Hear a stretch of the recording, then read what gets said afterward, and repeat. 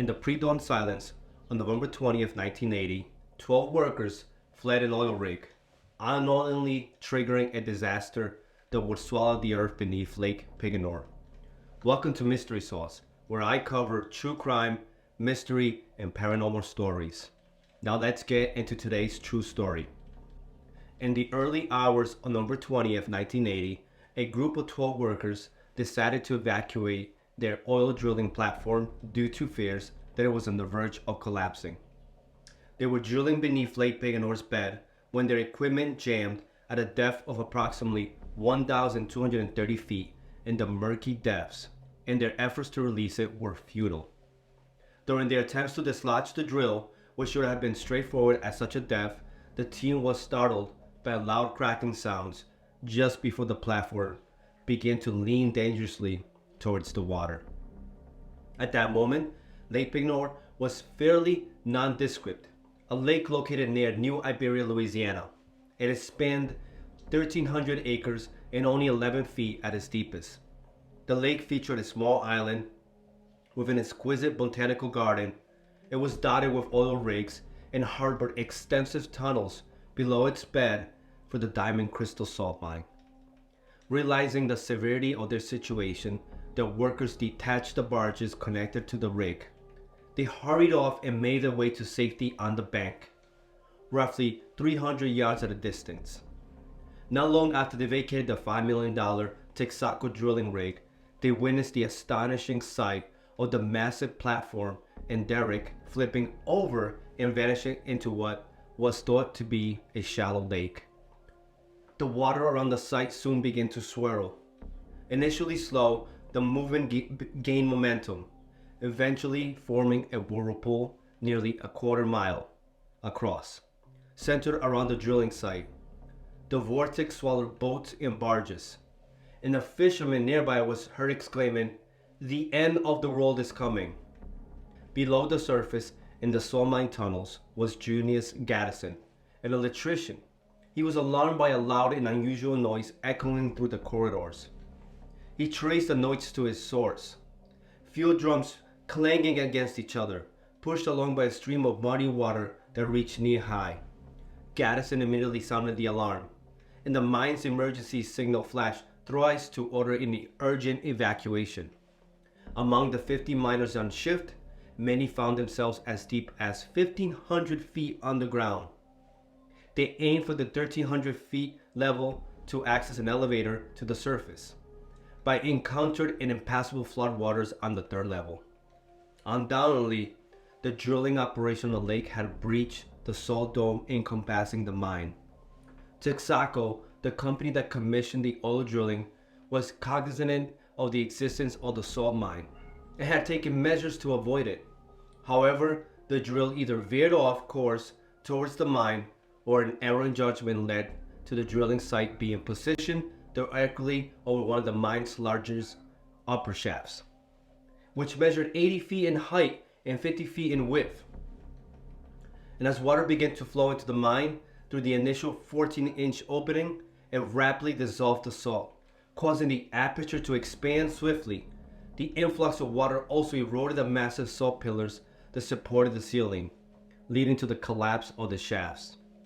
As the majority of miners made their way to the exit, Randy LaSalle, a maintenance foreman, drove to the mine's more isolated sections that hadn't received the evacuation alert to inform those miners of the need to leave. Miners trapped by rising water on the third level utilized mine carts and diesel-powered vehicles to reach the 1,300-foot level. There, they patiently waited for their turn to ascend to the surface via the slow-moving elevator, designed for only 8 people, even as the mine below them was inundated. Above ground, the powerful whirlpool wreaked havoc, consuming another drilling platform, a barge loading facility, 70 acres of land from Jefferson Island, along with vehicles, trees, buildings, and a parking lot in its violent swirl. A fisherman recounted the scene, describing the fierce noise of the water and how everything seemed to dry up, leaving them on the mud. The whirlpool's force was so formidable that it reversed the direction of a 12-mile canal leading up to the Gulf of Mexico. It pulled 11 barges from the canal into its maw, where they vanished into the submerged mine. It also engulfed a manned tug on the canal, which fought against the pull until its crew was forced to jump off to safety on the bank, watching as their vessel was devoured by the lake. After 3 hours, the lake was a vast, deep crater, drained of most of its 3.5 billion gallons of water. A ruptured natural gas line in the center of the crater caught fire and sent a column of flames into the sky. The Federal Aviation Administration rerouted all flights all over the area for a fear of a natural gas explosion. The water from the canal, now flowing in from the Gulf of Mexico, formed a 150-foot waterfall into the cavity where the lake had been, slowly filling the mine below with salty ocean water. Then the crater itself. As the canal refilled the crater over the next 2 days, 9 of the sunken barges popped back to the surface like corks, though the drilling rigs and tugs were left entombed in the ruined salt mine. Despite the enormous destruction of property, no human life was lost in this disaster, nor were there any serious injuries. Within 2 days, what had previously been an 11-foot deep freshwater body was replaced with a 1,300-foot deep saltwater lake. The lake's biology has changed drastically, and it became home to many species of saltwater plants and fish which had not been there previously. Officials worry that Jefferson Island might collapse into the lake as it sat directly on top of the vast salt chambers where pillars had dissolved, but it ultimately proved to be stable. A spokesperson for Texaco admitted that their drill may have entered a shaft.